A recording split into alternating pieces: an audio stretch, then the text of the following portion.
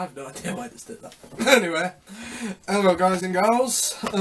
I've had a bit think about this. I'm going to make this into a 3-part video. The first part is about the band's origins in the 60s and the introduction. This part, what I'm going to tell you about, is about the 1970s of Slade's career. And then the third and final part will be the 80s, 90s of the original band, and also what the band members did after. So, 1970s, let's get started. We'll do a quick recap first. Recapping, in the early 70s, Slade, before they adopted their glam look, they had a skinhead look, which was suggested by their manager, Chaz Chandler, and also a friend of his as well, that they adopted to try to get a bit of attention. And also, but the Noddy Holder did mention one benefit. He said one of the benefits we got out of the skinhead era was none of the promoters ever tried to book us for money. He was like, oh, they always paid us on the spot. Well, anyway, and then flash forward 2 years, 1971, Chaz and the band decided they needed to record a single to try and break into the charts and also establish their and also really put their live performance into it as well. And I feel a bit better now. I just had to get out of the room for a minute, go and get a drink and do a couple of other things. And I've looked up the person who made this song, written this song. He was called Bobby Marchant, and this song was originally performed by Little Richard. It's a song called Get Down and Get With It. They released it in May 1971, and sorry about that. Just wanted to make it lively for a minute. Well, anyway, here is the Slade Get Down and Get With It single cover here for you. And from this point onwards, I'll put it this way: Slade really start to change their appearance into a more glam rock appearance from this point onwards. Also, and the band were establishing and having a very good reputation of being a very fab live act at the time, and also that song had demanded the audience participation.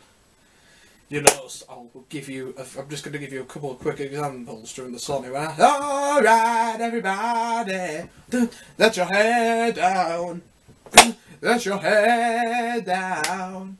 He said, I want to see everybody get up off the seats. I want you to clap your hands and stamp your feet and get down and get with it.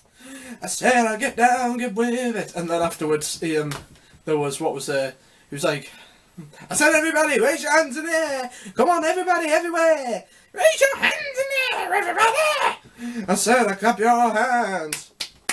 And afterwards, there was one for stamping your feet, and also both at the same time as well. Yeah, some of the examples of the fab audience participation. Yep, and they had the audience stomping all night. Sorry, not the camera for a bit. Yep, like that. And also, at the same time, Slade adopted the glam rock look. And also because glam rocks started to really come about and gain popularity at the time. And also they grew the hair on and aligned themselves to the movement. And also Noddy Holder's stage costumes, many of them including the top hat with mirrors, which became a symbol of the glam rock era at the time. It was made by a sister of one of Noddy Holder's friends. She was called Dorothy Anakin. She was called, and she made many of Noddy Holder's your glam rock costumes, and also the ones which he performed on stage as well. And also Dave Hill had really very extreme costumes, and he wanted to try to outdo everybody, and if anybody tried to do it, he always outdid. Oh, you would all. I'll start again. You would always try to outdo them all, and he did, and he did do it. Woohoo! Here is a wacky photo for you. This is of Slade from 1973 in some of their glam rock era costumes, and I did tell you Dave Hill wanted to be the most outrageous, and he did achieve it, because look on the far right of this photo. That outfit, what Dave Hill is wearing, is called the Metal Nun outfit. He had many very wacky ones, which I'll explain later on. Anyway, 1971, after Get Down and Get With It, it came out, and it made, for the very first time in their career, number 16 on the charts. Number 16 on the charts in Britain. It peaked. That's where it peaked at, and it stayed there for about. I think it stayed there for about. It stayed there for quite a few weeks, probably. Well, anyway, maybe. Well, anyway, and also in the late 1970s, and also the they're very, and after Get Down and Get With It later in 71, Chas Chandler really wanted the band to try to get a really big hit single out, so Jim Lee went to Noddy Holder's house, and this is also where their writing partnership started, and then after a cup of cocoa, violin and guitar brought along. The song was written in half an hour, and the song "'Cause I Love You" was born. And also to add an extra effect to the song, they added clapping and added the clapping and stomping to it, where it goes like. And then afterwards, in 1971, it came out later on in 1971, and it made number one, their first of six number one singles. And I'll quickly tell you about this. They had, I'll say again, they had 17 top 20 singles in the 1971 to 76 period. They had, and I'll name some for you. They had 6 singles at number 1, 3 at number 2, and about 2 at number 3, and also this feat was the closest that any group got to matching, for example, the Beatles record of 22 top 20 top 20 top 10 singles in a single decade, and when the Beatles did it, it was in the 60s. So yeah, but anyway, "'Cause I Love You" was born. It made number one. It made number one for a few weeks, and also it made number one for a few weeks, and also they did a very big performance on Top of the Pops, which was one of the things which brought them to a wide audience as well. So yep, and also, did you know at the same time in 1971, Slade were offered a multi-million deal in America, which had a television series and a very extensive, heavily promoted tour of America, but they declined for that, because if they accepted, they would have had to cancel like many of their commitments, as Noddy Holder put it, over in the UK, and so they wanted to you'll get popular in the UK before they did anything else. So yeah, and also, "'Cause I Love You", it had the first of many songs which Slade deliberately spelt their songs, or about, it would be like, in a way, phonetic spellings, and the songs having the words, and also they spelt them how how people would say them as well, and that got a very big very big backlash from from school teachers across the country, because the spellings, if children learn them, they thought they would get confused with the spellings in their minds. Yep. Anyway, in 1972, they recorded a brand new single called "Look What You've Done." Look What You've Done, and that came out early 1972, and that peaked at number 4 for 3 weeks. It was the Look What You've Done single cover, and also when I mentioned the spelling, the spelling was a phonetic way of how they spelt it, and how they and also of how people said it, and also it was used in schools for quite a while afterwards on the charts, and also at the time and then a couple of months later their first, and which I've looked at, and also probably what most people would call their best live album, Slade, Alive, was released. That came out in March. March 1972, and it was very, very successful. It spent 52 weeks. It spent a year in the charts, and it also reached the top.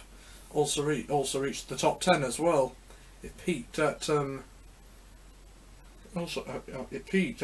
it peaked in the top 5 actually.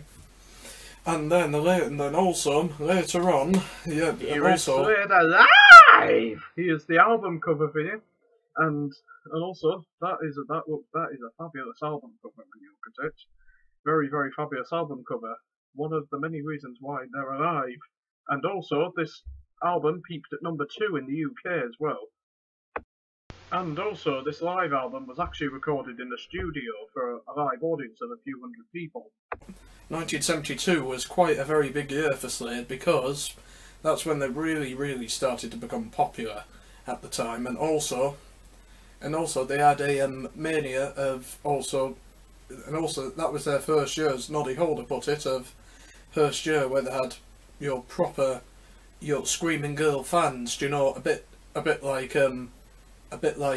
for example, it's various different mania periods for popular acts.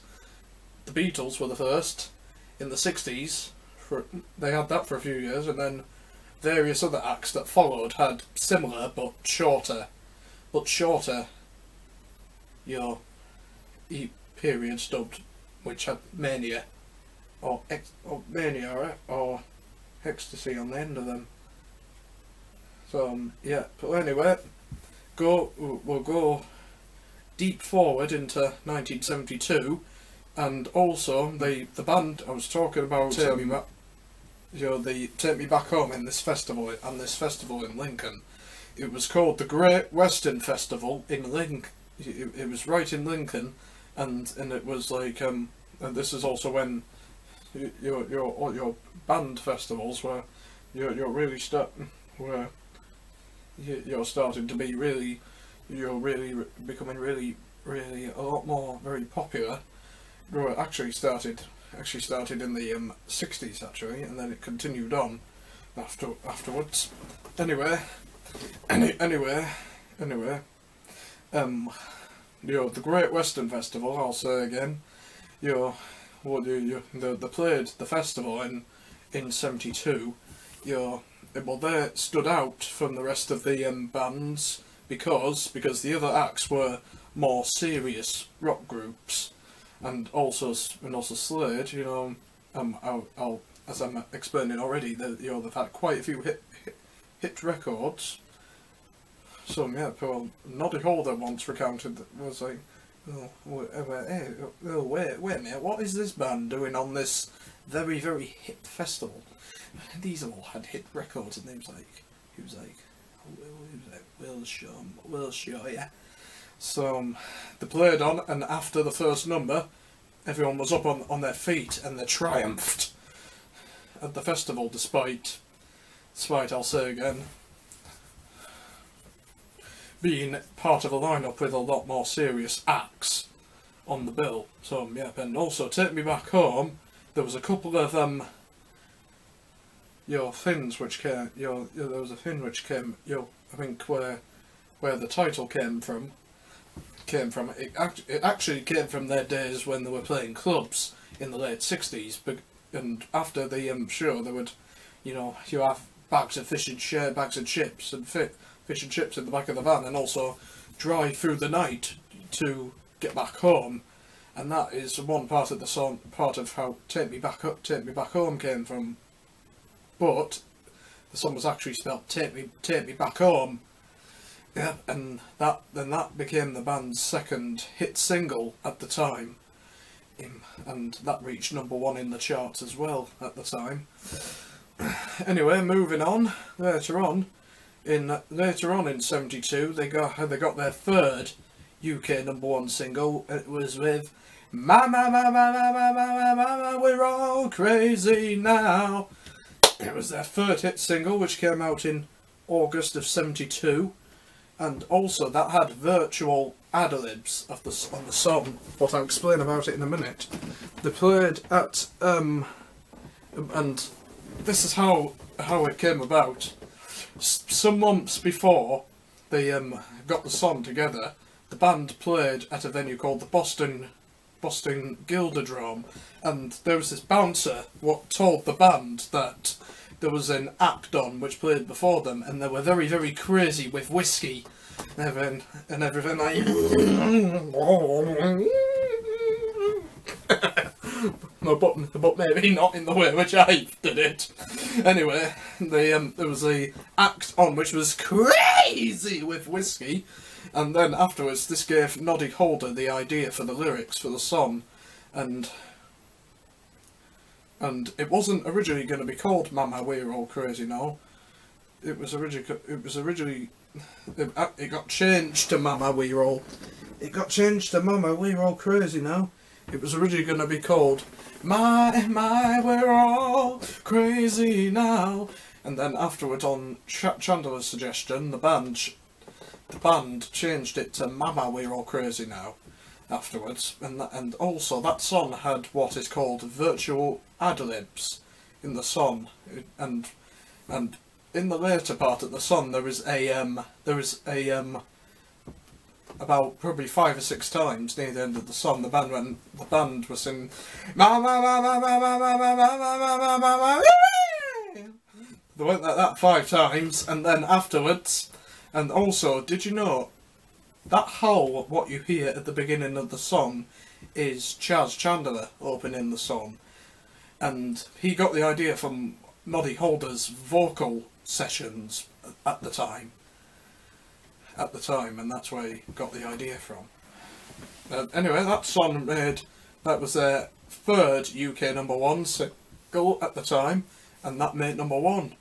Anyway, yep. 1972, very fab year for Slade. Now we move on to 73. 1973,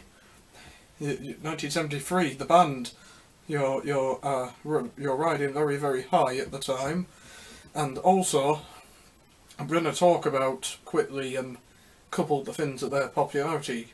I think I said they had quite a few Screaming Girl fans, and also I'm going to quickly talk about this. Dave Hill actually at one time bought a house, your very, very big house, and it was next to this school which was full of girls. and then afterwards they were outside of the door going like, "We want Dave! We want Dave!" And it was like, I couldn't get out of the house. I was trapped. I was a prisoner. And then afterwards, after a short time, maybe because of all these girls, and the school next door, which he moved to, he had to move. He had to move the house because they were right around the outside of his house all the time, asking for autographs of him. Anyway, also, I'm also going to talk about this. What happened at the time? There was a venue what they played in, they played in the London Palladium at at that same time, and also what Noddy Holder recalled as well, and also they've never had a rock show there before, and the person's like, you know what, we had all the legends here, Judy Garland, Frank Sinatra, all them lot, and he said, wait mate, and he said, oh, and Noddy was trying to explain to him, you're going to have to move all the classical music sheets and the bandstand, the instruments out of the way, because you've never had a rock show here. And then afterwards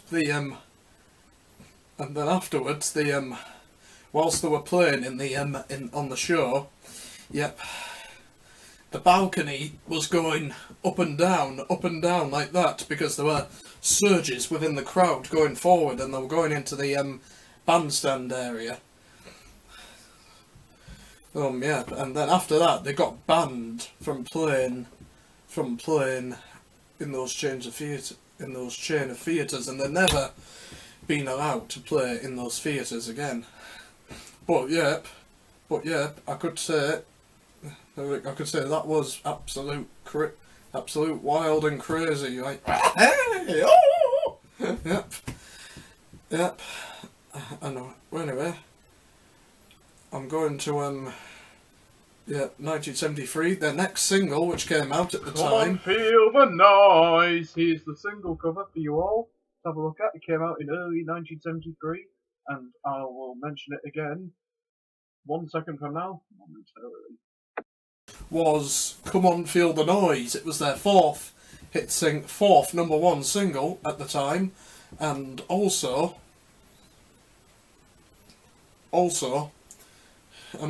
it was the first single to reach #1, automatically just go to #1, since a song by the Beatles called Get Back. Here is the cover of that Beatles single I mentioned called Get Back. Here it is for you all, guys and gals.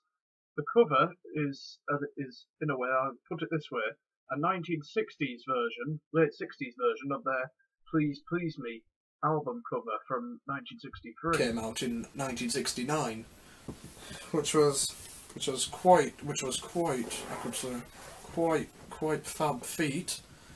Your way to go on there. And also at the time in early 1973, they played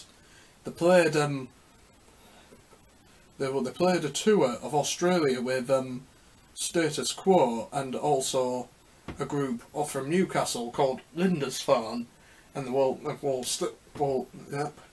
between Status Quo and Slade, there was a very big chemistry between the two bands, and also the combination of them was just was just like that. But the only thing is, Status Quo were quite a more serious rock group than Slade, and as Dave Hill put it, you have to be really on the case when you forward Quo.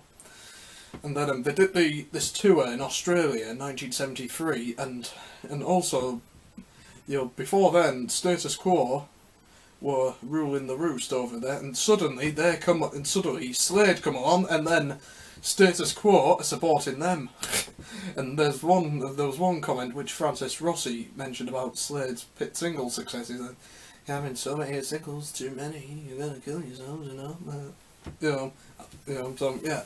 Anyway, that was the comment which he made on that. But also, it was a very successful tour, what they did, and also there was one thing what a friend of Chaz Chandler had to explain to Dave, or Chaz himself. He said, "Wait, Chaz, just tell us, we have to go all the way to Los Angeles, and then we have to go all the way back to Sydney." And then he went and then he just took the map, folded it, and he said, try to explain to him that, Dave, the world is round. It's a globe, Dave. It's a globe, Dave. It's a globe, Dave. You just have to go around the other way back.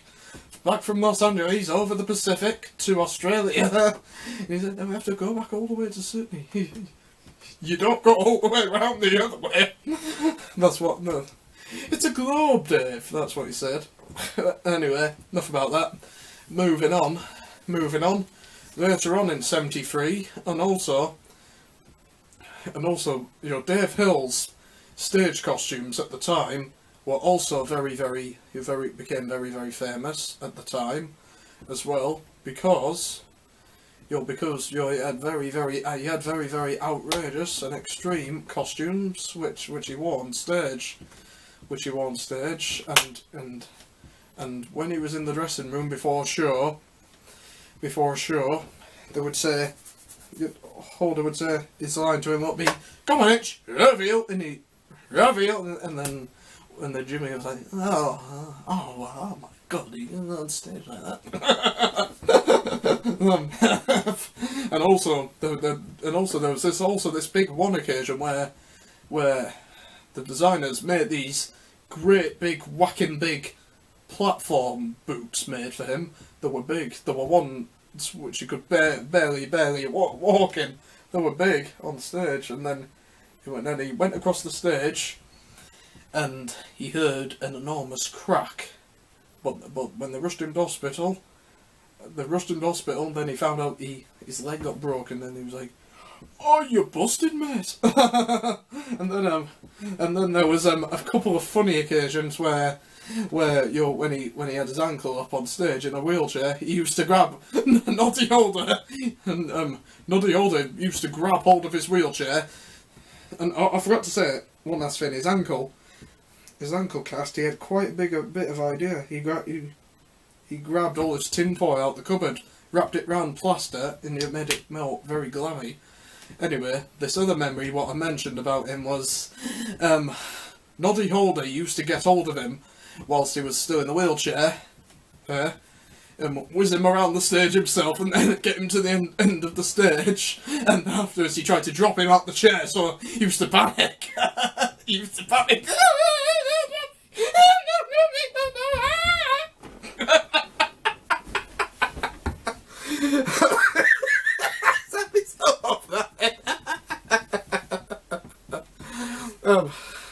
I've set myself off laughing. Well, anyway, yeah, that's what happened when he was in the chair.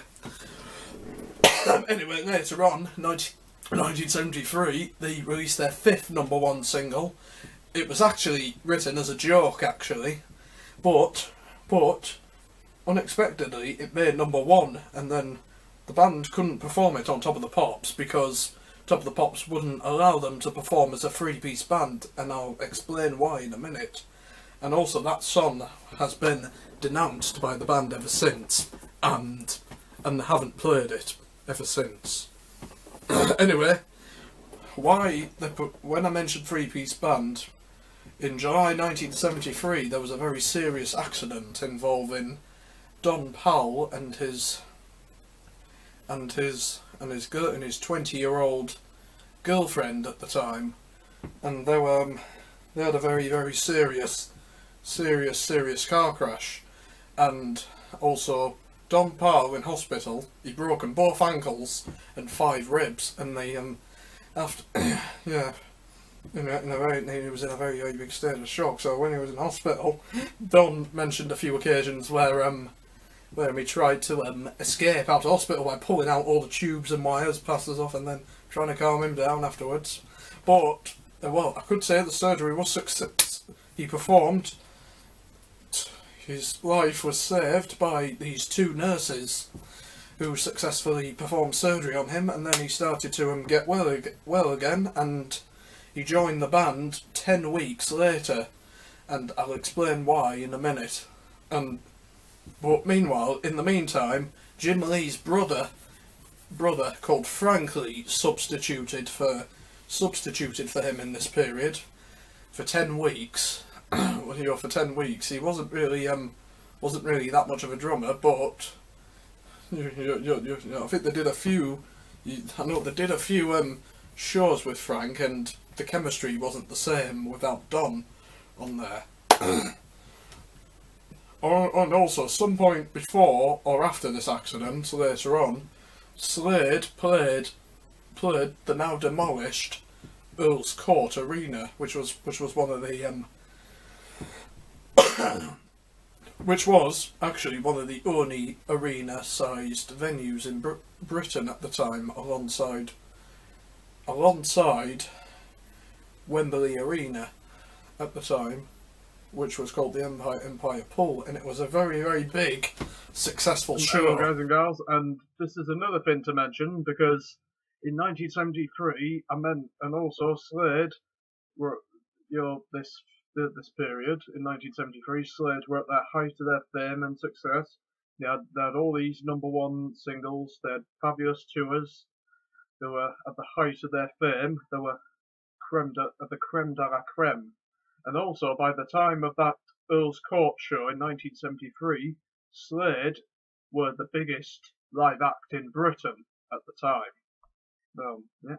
Big successful show. You could see fans, top hats, girls in makeup, pretty, and boys looking, very, very crazy and everything. And also, Slade Mania, I'll say again, was also around London in the tube stations. You see your girls wearing hot pants and glitter, and all the boys wearing top hats and everything, looking very, very glammy. I'll say, yeah. So Slade were really properly big at the time. So yep, and them quite a big phenomena at the time. And also, meanwhile, on the other hand, Don Powell returned to the band after 10 weeks recovering, and